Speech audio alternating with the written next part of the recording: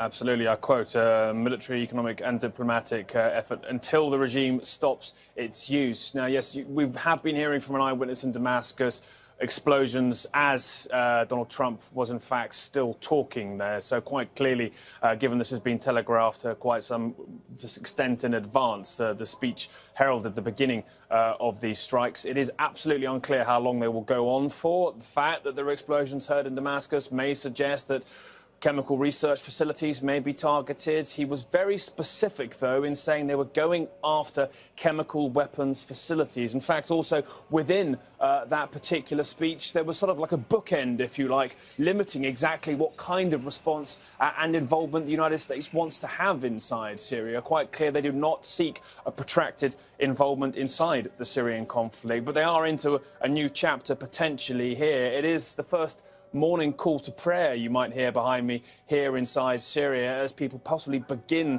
their day, and it will be quite a different one from yesterday. Of course, it isn't clear exactly the extent of the damage they wish to inflict upon the Syrian regime at this particular point. He was very clear that the British and French militaries will be involved in the operations ahead of us here. And of course, as you know, there's been something of a debate that's long been perhaps over the last few hours publicised about how far these strikes should necessarily go, Anderson.